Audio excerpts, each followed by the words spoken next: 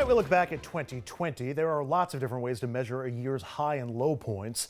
There are the persons of the year. Time magazine gave the honor to Joe Biden and Kamala Harris, though my vote would have gone to all the heroes in the fight against COVID-19. The virus responsible for 3 of the top 5 Google search terms all year, and pandemic was named word of the year by Merriam-Webster. Coronavirus was their most searched term. The pollsters at Morning Consult also have a top 2020 list, and some of the results may surprise you. For that, plus some questions about 2020 polling itself, we turn to Eli Yokley. Eli's a senior reporter at Morning Consult. So, Eli, I've been looking through Morning Consult's annual Seen, Heard, Read review of the top stories of 2020 based on how much voters have seen, heard, or read about different stories, with voters broken down by different parties as well as taken as a whole. And I've got a few questions. The first is with the top story. You would think the top story of 2020 would be COVID. It's not. It's the death of Kobe Bryant. I sort of understand that it crosses across our society in ways other stories don't, but COVID impacted everyone. How do you process that result? How do you think we should look at it? So the way we do this project is we're measuring news salience at the time. And so if something happens in January, we know how many voters heard about it in the moment in January. And so we put together this timeline of the year, looking at all the big events that happened.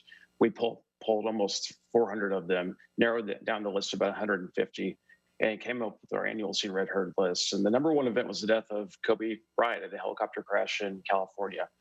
It's the kind of event that can break through party and age and gender lines. It was a big moment this year. But, thinking back on this year, we started the year almost going to war with Iran. We had the impeachment trial of President Donald Trump, and neither of those events made the cut. Some of the biggest events were Kobe Bryant, the death of George Floyd, and then the passage of this CARES Act earlier this year that gave checks to millions of Americans and sort of set up the government response to the pandemic. So they're the biggest stories at the time that they were stories, and how many people got it. So that makes a little more sense with the death of Kobe Bryant. I did note that his death didn't cross over into politics, and you sort of hinted at this in your answer, in a way that so many other stories did this year. Do you think that's one of the reasons it reached as many people as it did? I think the Kobe Bryant story just had such a wide reach. He was a superstar globally who I grew up knowing about. A lot of other people grew up knowing about, and just had a lot of ability to be salient. But that's not to say other things didn't break through. Later in the year, the death of Supreme Court Justice Ruth Bader Ginsburg broke through across party lines. The World Health Organization's declaration of a global pandemic broke through in March, and so did Donald Trump's declaration of a national emergency. 2020 will also be recalled for, and it's reflected in this survey, the death of George Floyd and the racial justice protests that his death sparked. This one was almost entirely political, and the stories that did make it into the public consciousness at the time sort of depended on your political perspective, correct? The storylines did. A lot of people heard about the death of George Floyd at the end of May. What followed is where we saw some party breakdowns. First of all, Democrats generally are more likely to hear about mainstream news events. It talks a lot about these news bubbles that we live in. But in the aftermath of the George Floyd killing, we saw a lot more Democrats heard about the peaceful protests going on across the country, and a lot more Republicans heard about the looting and some of the police station burning in Minneapolis. And you touched on what I think might have been the clearest example of that, because within your survey, the same number of people reported hearing about and remembered the burning of the Minneapolis police station as heard about the Black Lives Matter protests that happened all over the country. That's right. Some of the other events that followed did not break through as much. You'll remember the grand jury indictment of a police officer in Louisville, Kentucky, for killing or shooting Breonna Taylor. That just didn't break through as much. An earlier incident in the year also didn't have as much salience. Then we get to COVID, which there were headlines obviously all throughout the year that sort of made it into people's consciousness. The top 2 stories, though, were, as you mentioned, the aid package that was passed in March and President Trump being diagnosed with COVID in September. The aid package, I get, it impacts everybody directly where they are. Why do you think that Trump getting COVID resonated as much as it did? Because it also resonated equally among Republicans and Democrats. I think that was just one of those stories that has the potential to break through to everybody. I mean, when it happened, it was wall to wall news coverage for 3 days there. It was a big deal to the American people. I mean, we were in our polling watching for kind of a rally around the flag effect that we just didn't see in his approval rating at that time, just because oftentimes American people rally around the president in those moments. But I think the way it was covered, the way people responded to it, show how it broke through. Two COVID numbers I want to ask a little bit more about. Only 36% listed opening up America again, despite all the protests that we saw all over the country. Only 42% said Trump's disinfectant moment, which seemed to take a life of its own.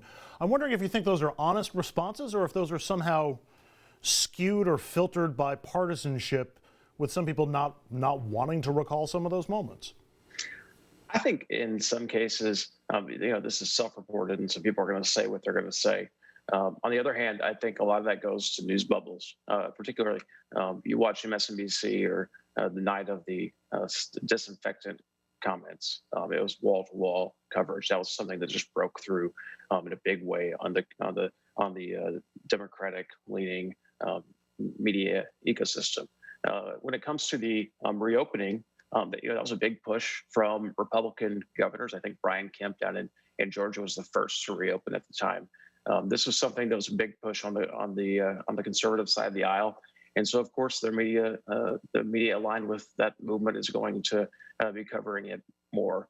The number 58% popped up twice in the survey. I want to ask you about it. 58% said they listed the Senate acquittal of President Trump during his impeachment trial, which I know was a long time ago and didn't come up during the campaign, but the impeachment and acquittal of a president, only 58%. 58% also named the death of Ruth Bader Ginsburg. The other note about this is that in both of those stories, they were listed more by Republicans than by Democrats. I'm curious what you make of those numbers, the low impeachment number, and that the Republicans seem to respond to both events more. I think the more striking event here is probably just in the context of the campaign would be the death of Ruth Bader Ginsburg.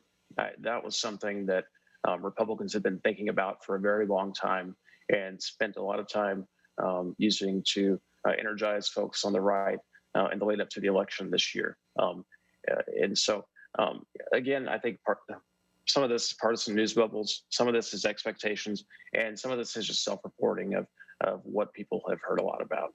Yeah, you had mentioned a partisan split in some of the responses. That included on Trump not committing to leaving office, stand back and stand by, the post office shenanigans, even Biden winning the election, all had big partisan splits with more Democrats recalling them or naming them than Republicans did. I do want to ask you, though, what are the biggest surprises to you from this report? Were there, in terms of stories that more people recalled than you expected, and also stories that you thought that people would recall more? I think one thing that stuck out to me in a big way was the fact that more Republicans heard about reported hearing about the State of the Union address than Democrats did. I mean, that's sort of a defining event every year for a presidency. I'm surprised that did not break through immediately in a bigger way. I also was kind of surprised at the end of the year that the biggest event still was the death of Kobe Bryant. It makes sense just in terms of salience at the time, but this was a pretty big year. We had the election results, the refusal to concede. I mean, that was actually something that was pretty interesting to me, was the fact that a lot of Democrats heard about Joe Biden, the Declaration of Victory. A lot of Democrats heard about Trump's refusal to concede, but more Republicans were likely to hear about the refusal to concede than Joe Biden's victory. I think it says a lot about news bubbles we live in, and something that's going to continue probably into the coming years. Finally, Eli, now that we have rehashed all of 2020 over the last 10 minutes, we're just days away from 2021. Obviously, the Georgia Senate race is early in the year, and that will be our first big metric. But I'm curious, what other numbers are you going to be looking towards, especially early in the year, for an indication of where our politics are, how the Biden administration is doing, and how the Republicans are responding to Biden in power? I mean, I think the easiest answer to that question is Biden's job approval rating. I mean, Donald Trump has always not had a great job approval rating. Biden enters his presidency with 60% or so approving of how he's handled the transition. Another important number to watch in the coming weeks and months as the pandemic hopefully winds down, as the economy hopefully recovers, is Americans' view on the direction of the country and right track, wrong track tracking. That just hasn't been good for the last year or so, and it's gotten worse. Eli Yokley is the senior reporter for Morning Consult. Eli, have a great holiday season. Have a very happy and safe new year, and we'll see you again in 2021. Thanks so much. Yep, thanks. And up next, we rev up our review of the year, starting with a look back at a busy year in politics that saw a presidential election and a lot more.